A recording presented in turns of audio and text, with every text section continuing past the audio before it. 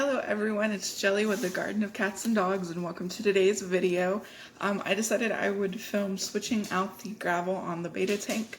Phantom's old tank, I am resetting it up and I am having to recycle the entire aquarium due to the fact that I pulled everything out and rinsed everything in vinegar and hot water just to make sure that if he did die from a bacterial reason for his dropsy, that the next fish I get will not get that themselves. So today in the mail I received some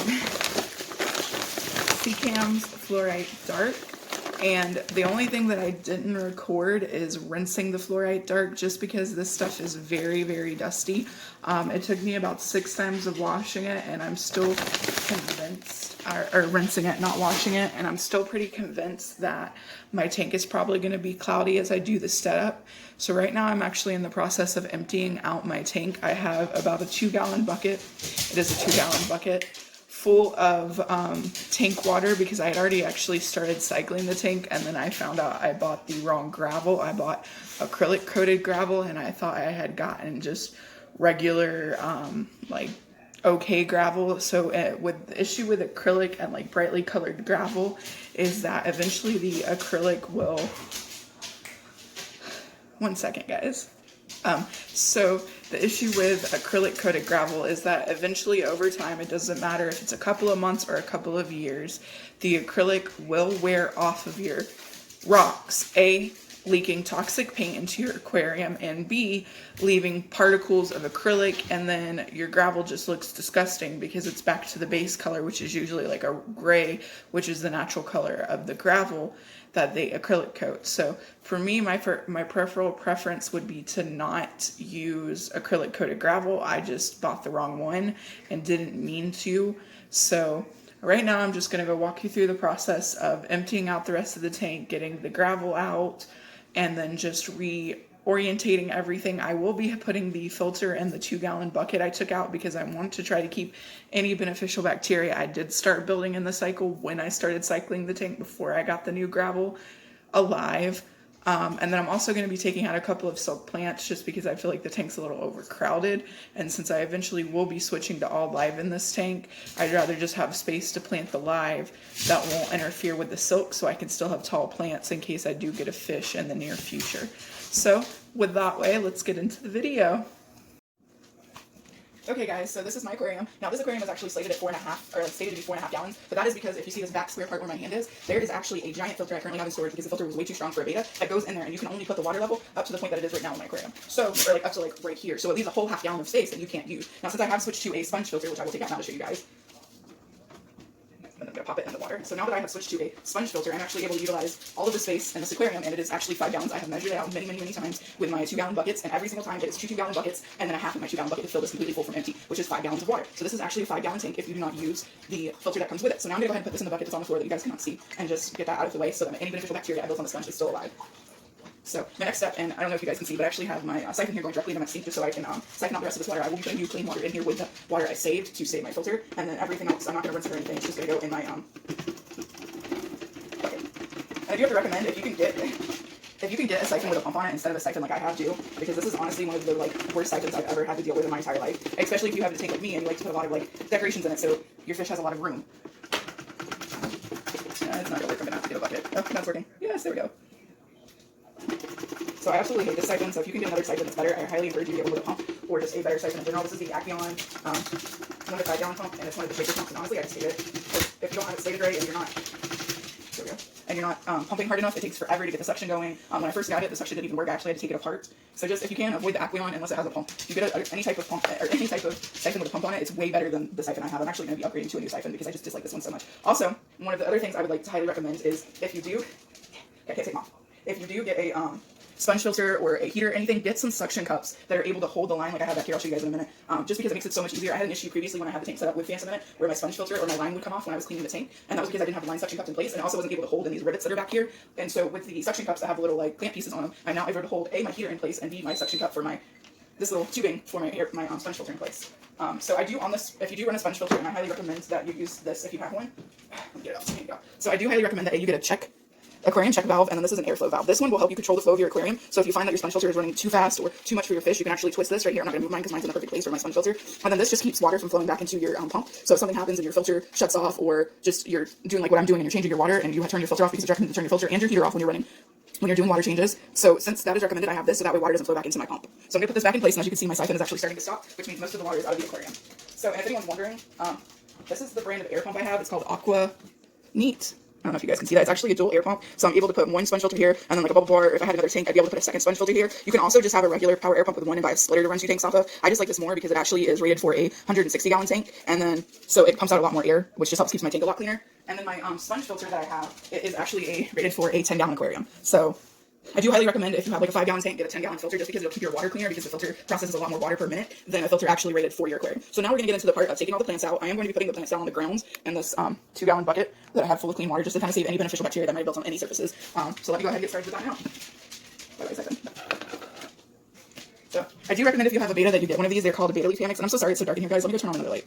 Okay, hopefully that's better. It's still not. But I do recommend if you do get a beta that you get one of these. They are called beta hammocks. Now, Phantom didn't use his until about 3 months after I got it. But the benefit of having one of these is since they do sit near the top of the aquarium, I recommend about a max of an inch below your water level. You can actually feed your beta over these, and then that way, if any food gets missed or any food starts to drop, like if you have a food like I do, which is fluval bug bites that happens to just drop very quickly because it doesn't have a floating like extra stuff to make it float in it, your food will fall on this, and then you could just slide this out of the tank and dump it in the trash instead of having to siphon. Or some people use a turkey baster. I actually have one. I use it for I use it to grab water out of the tank to test though. But some people use this to siphon their gravel when there's food on the bottom and stuff. But instead of having to do that, you can use your little leaf here and just dump the food off of it. So that's gonna go there. So also some good brands of soap plants. This purple one here and this green one here. If you do not want to do live, both of these came from Petco. PetSmart, I'm pretty sure. This one was like $2.99 and it's like a little 6-inch plant. And then this giant 12-inch plant that is almost a little too tall from my aquarium. Not really, it's not too tall. All of it fits in there because my aquarium is actually 14 inches high. But this one is $4.99 at PetSmart.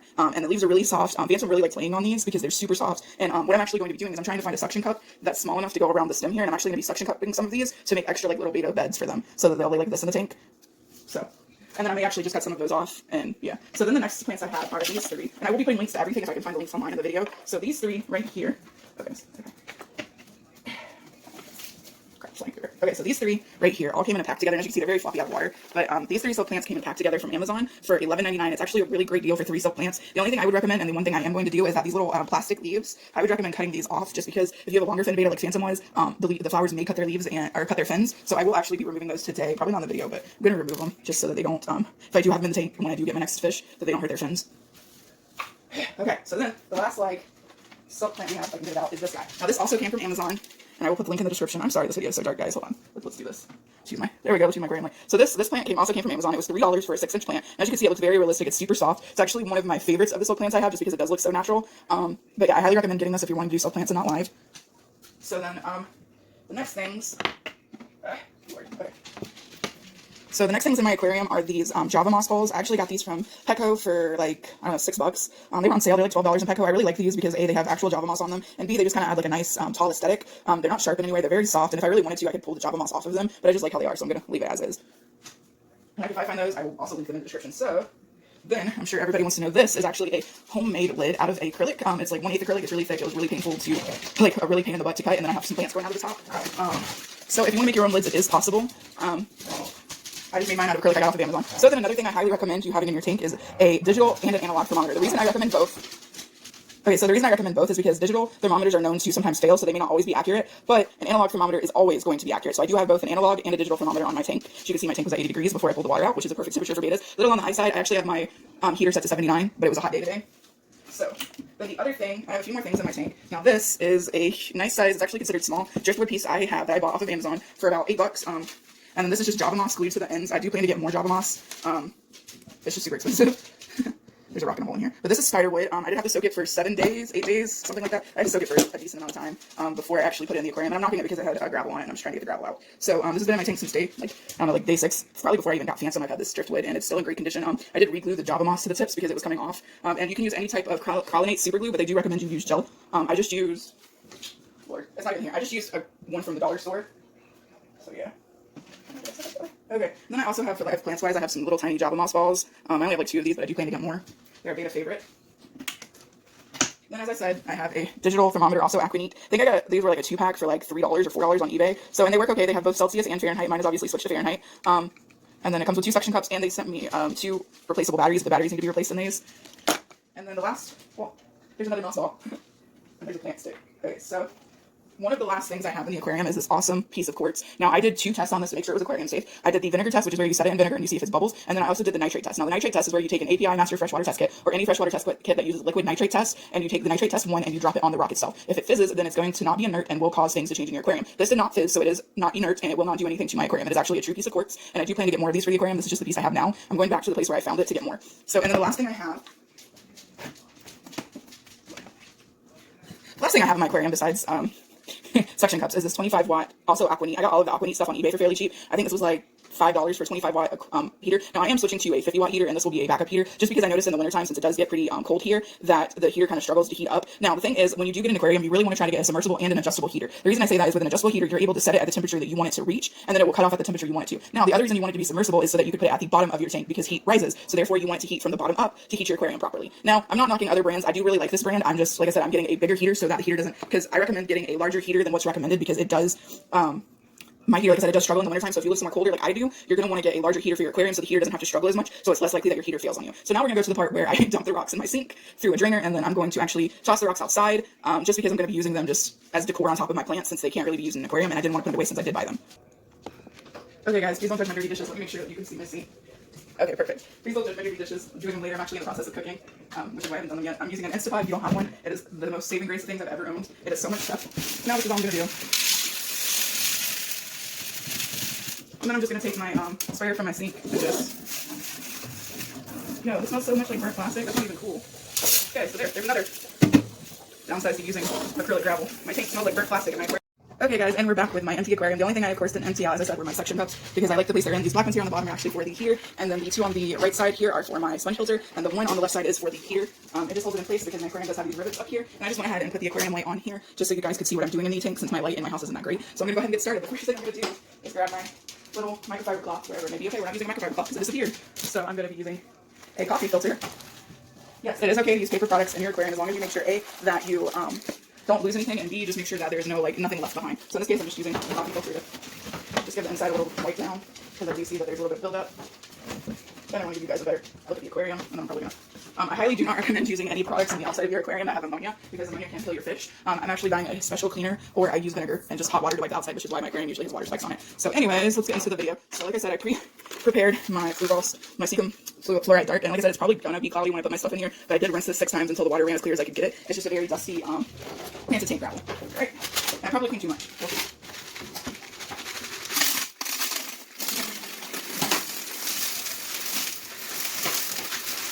Okay, I'm only gonna pour. I still have like half the bucket left, but I want to see how much this is when I spread it out.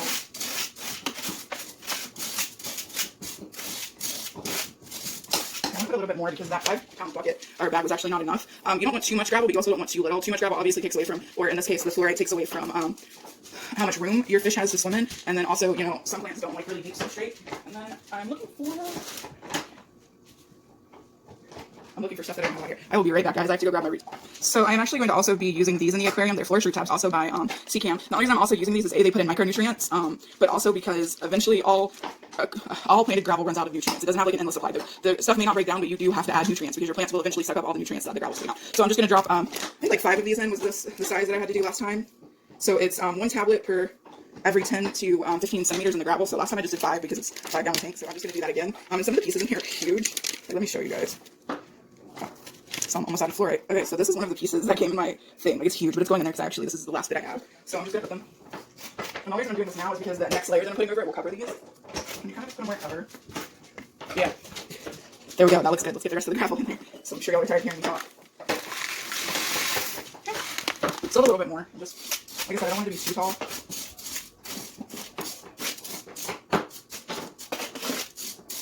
Alright, that looks pretty good.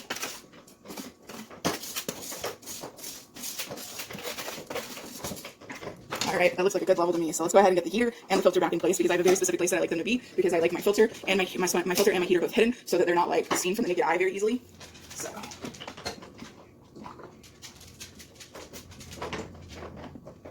and I do recommend, if possible, to make sure that you're able to see your heater light. Like mine has the light right above where it says on and it turns orange. I just like to be able to see it so that I do indeed know that the aquarium is working. So, and I'm just going to pop this in place and the little suction cup is going to come off now that there's no water in the aquarium. really are. And then I'm going to grab my sponge filter and the tubing for it.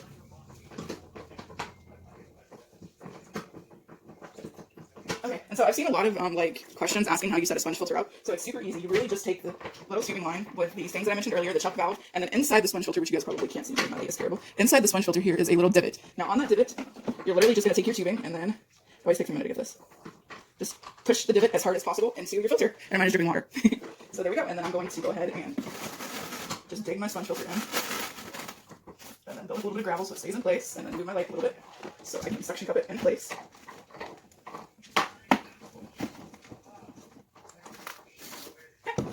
Now you don't have to put your gravel up against your sponge filter. I just like doing it so that the weighted part doesn't show. Also, make sure none of your hair is on your filter. Don't want human hair in your aquarium. So the next thing I like to put in my aquarium is my driftwood piece, just because I do like it to hide my filter, and then I like to build everything up around it. So that's what's gonna go next.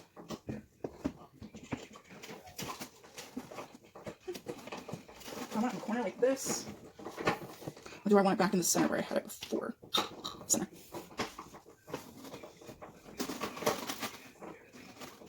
So that's how my driftwood's going to sit, sort of in the center. I really like the lines on this piece of driftwood. And the next thing I'm going to put in is this rock, because I think I kind of want to move it either to the right-hand corner or put it back in the left-hand corner where it was.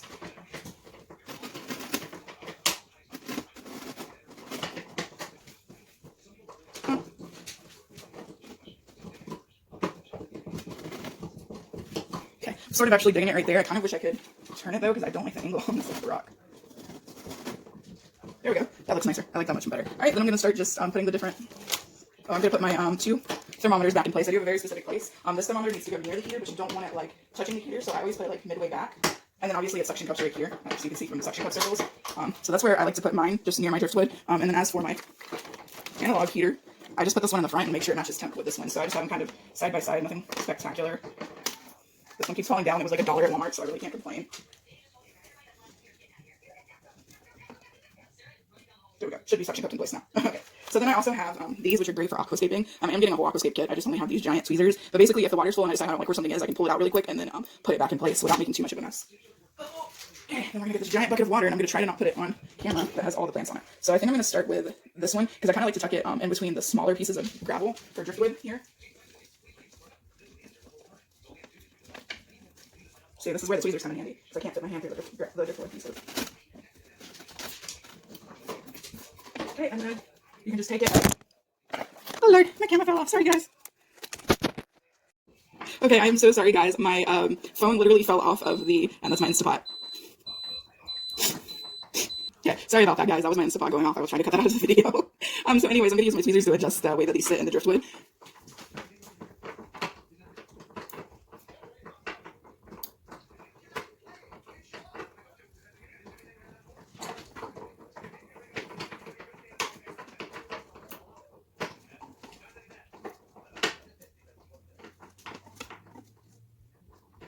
Okay, piece of crap, stay where I put you.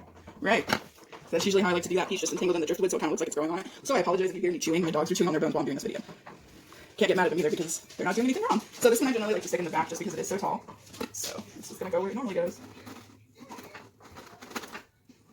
If I can't push this all the way down, I'm going to be super mad. Okay. My turkey baster is also really great for pushing stuff into sand. In this case, this flare stuff I've never used before. Oh, is there a piece of oh. So I was trying to push it on a piece of the root tab that I put in the aquarium.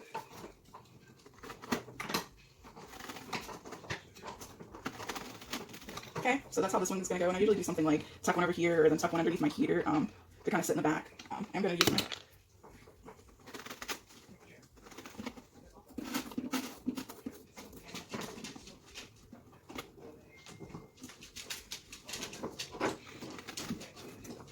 So there's that one. It fits in the water once the water's in. The leaves fall down. I don't know why they look so tall. So the next one I'm going to do is... Okay guys, sorry, I paused the camera for a moment. Next one I'm going to put in is this one. As you can see, I did tear off all the flowers. And I'm just going to cut this... I don't want it blocking the view. So maybe... Okay, so that one's going to go there. That looks like a good spot for it.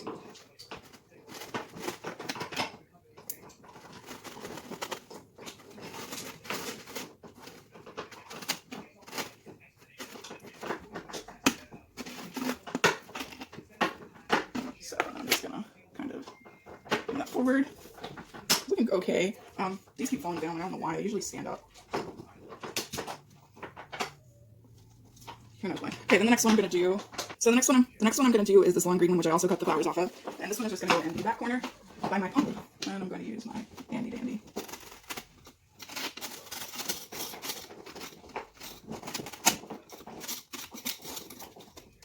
I think I'm actually gonna take a scoop out of what I have left to add. God, how am I gonna do? I'm gonna think that's how I'm gonna do it. Just add a little extra gravel to push on it.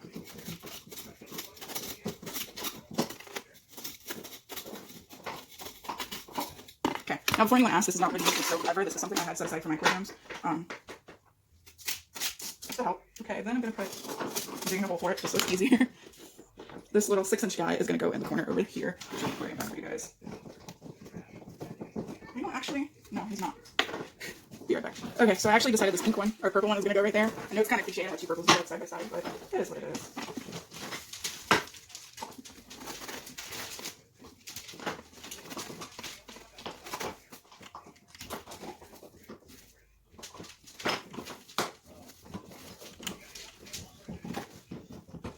Okay, so there we are. And then the last one is going to be this little black one. He's just going to go right here.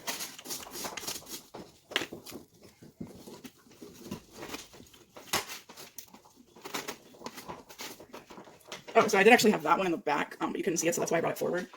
Come on, guys, work with me. Stay here. I even tucked you in. Why aren't you staying? Don't make me glue you. I will glue you. Okay, so there we go. That is all the silk plants I have. And yes, it does look like a bit of a jungle, but I do indeed like that look, so that's how it's going to stay. And anyone who wants to complain can complain. I really don't care. So next up are these. So I'm just going to stick one.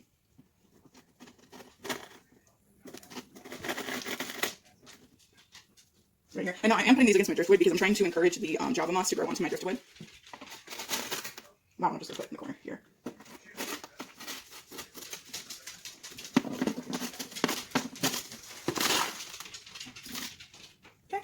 So there are those two. And then the only last thing I have to put in that I actually forgot about is my little beta hammock. Now this one I always kind of just put over here. I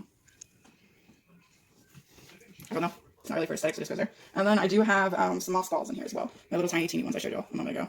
These actually came unrolled, so I've been having to roll them every time I check on the tape. So that's always a fun. So this is one. And then this is the other, and I'm just kind of going to drop them like there and there. Doesn't really matter. And then I'm going to start filling up the tank. I'm probably going to fill the tank up halfway and speed through it so you guys don't have to hear me talk anymore, because I'm sure you're tired of it. Oh, and a super cool tip / trick is if you have like a plastic bag, I actually usually use a bigger one, but if you put it on your, where you're pouring your water, it will displace the water slower, so you won't stir up as much gunk when you're pulling your water. It's not working so well because it's so small.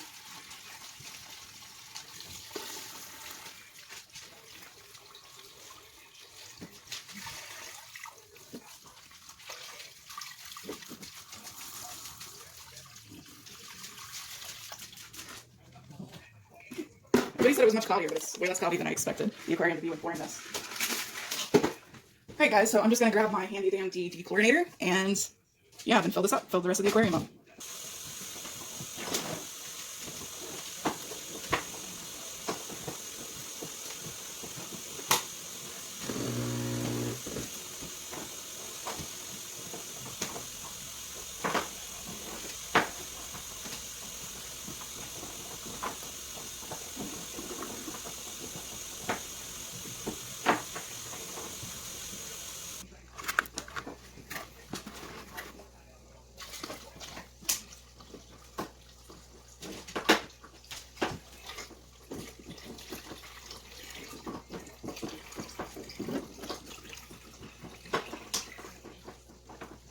Last bucket, and I did turn my filter on to hopefully help the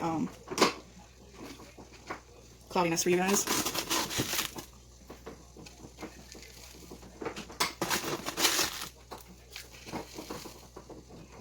That's the cloudiness that people warned about, if you guys can see me pouring this in here. Okay, I'll be back with more water. Alright, last bucket. And this is the half of the bucket that equals the last gallon. And I'm going to show you some stuff I have to add to it since I did replace half of the water. Great, so it's all the way full, and after this video I'm going to have to do all this cleaning up. So some things I'm adding to cycle my aquarium are Dr. Tim's ammonia chloride. Let me go get my nice light. So Dr. Tim's ammonia chloride, you add 4 of these drops per gallon of aquarium to add ammonia to your aquarium to begin cycling. I'm also using Stability by Seachem Prime. It is an It has like biological bacteria to help you build the biological, the biofilter in your aquarium. You're supposed to use it for 7 days, one capful for 20 gallons. So or one capful for 10 gallons of water. And I figured out and calculated how much I need, which is actually 10 drops from a pipette. And then I also use Seacam Prime, but I left it on my counter over there. But that's what I use to dechlorinate the water. So, oh, and then if you're curious as to the, apparently I lost my track. Oh, there it is. And Seacam Prime. I also have Stress Guard and a couple other medications, but this is the only dechlorinator I use because not only does it remove chlorine and chloramine, it also detoxifies ammonia, nitrate, and nitrite. So if you're doing a in-fish cycle, this is great because you're able to dose this every single day without having to do a water change every day, and it's safe and makes the water safe. So, since I did a half a water change, I'm going to go ahead and add 8 drops of this. I've been adding 16. No, wait.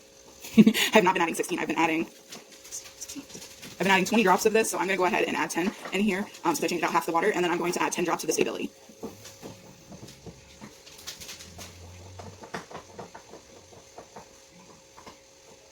So it's as easy as peasy as that, and then I will test my water later with my API Freshwater Master Test Kit, which you can't see the label on, but this is my kit. It comes with ammonia, nitrate test, pH, and then high pH test, which is what all these things across here for. I highly recommend spending the extra money on a liquid test kit. And then I also have a GH and KH liquid test kit and copper. The reason I have a copper test kit is because I was trying to keep snails and stuff, and then I found out after my little snail died that my GH and KH were too low. GH and KH are total carbonate hardiness, and like total carbonate, basically it means whether your water is hard or soft, and my water, of course, is very soft because of this. So now I'm going to add the stability. You do have to shake this up pretty well because all the bacteria and the good stuff stays on the bottom. So you want it all up in the liquid in here. So then I just take a pipette full.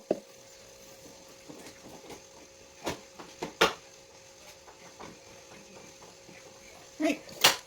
Actually, I'm going to put a little extra since I changed out the water. I didn't see that. You didn't see me just put a bunch in there. Now, I also have for when I get plants, I have this Flourish Advance. I do give this to the Marimos and the Java Moss like once every month. It's a very small bottle because you actually are supposed to use like 20-something drops of this in the size of the aquarium I have, so it doesn't use very much, and it's very easy to overdose fertilizer, so I actually only do about, my tank actually requires like 35 drops, and I only do like 20. And this is just a phytohormone supplement that contains phosphate, potassium, calcium, and magnesium. I also got this because the calcium, shrimp and snails and stuff need extra sources of calcium, so this just adds a little bit of calcium to the water as well.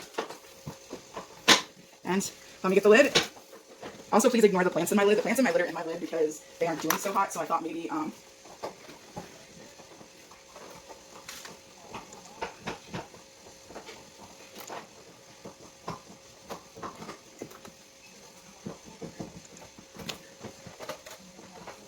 anyways, what I was back to saying, the plants I put on the top of my tank or on the top of my tank because they're rehab cuttings. They're cuttings I tried to grow in dirt that didn't do successfully, so I'm trying to grow them in fish tank water so that they will thrive because I've grown a lot of cuttings in my aquariums and they have done perfectly. So that is it. Okay, so I'm going to put some B-roll in of my super cloudy aquarium for you guys.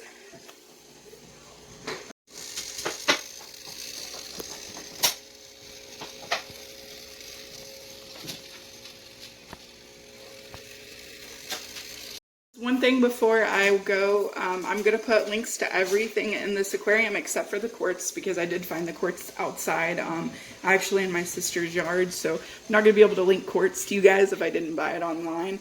The light I do use on this aquarium is a, sorry guys, it's so bright. The light on my aquarium is a Haiger 6500 kW, like 12 to 18 inch. Forgot the exact inch, but it's basically exactly for a 5-gallon tank. So I will put a link for that light as well. It was only like 17 bucks, and that's actually a really good deal for a plant light, especially an aquarium plant light. It has like multiple different settings. I can't bring it all the way over here. Yes, I can. It's got multiple different settings, including a timer, which is why I bought it. It has a 3, 6, and 8 hour timer. You can change the type of light from 100% just white light to white, red, and blue, and then to blue and red. And then you can also change the intensity of the light. So if you have a fish that doesn't like very bright light, you can do that as well. And then this is just the power button. So I will leave a link for this light. Now I do love this light, but the timer doesn't turn the light all the way off. So I pretty much bought it for no reason because I'm going to have to buy a outlet with a timer on it anyways. And that noise in the background is my pump and my dog's chewing. But anyways, thank you so much for watching this video. I know it's a really long video, but I wanted to get a video out for Sunday like I promised. And I know I didn't do like a spotlight on a plant this week. I was planning to do one. I will probably get a video out in the next couple of days to make up for that. I just really wanted to film setting up this aquarium because I know a lot of people question how they should set up their aquariums, the things they should use, the things they shouldn't use depending on the type of animal, etc., that they're getting. And I will be doing a video in the future on my personal opinion on how and what you should have when you have a beta coming, or any other type of fish, and basically just betas, because all I'm pretty much going to ever own is probably betas, unless I get my giant community tank I want to do, which is going to be like a 60-gallon community tank, but I can't do that where I live now because the floors aren't strong enough to hold it. So that's going to be in the way off future. And I also want to have a saltwater tank, but I have to do more research into that because I don't want to do a small saltwater tank since it's not recommended to start with nano tanks. So if there are any questions you want me to address in the video, I'm going to be doing about betas and beta care and like proper aquariums for betas and all this other jazz, just please let me know. Leave comments in the section. I can't talk to you guys. Leave comments in the comment section below of what you want me to answer when I do that video, and then look for the video on my Spotlight Plant of the Week in the next couple of days. Thank you so much for watching, and if you watched all the way to the end of this video, I really appreciate it because it tells YouTube's algorithm that this video is worth watching, and it will show it to other people, which I highly appreciate. And thank you so much.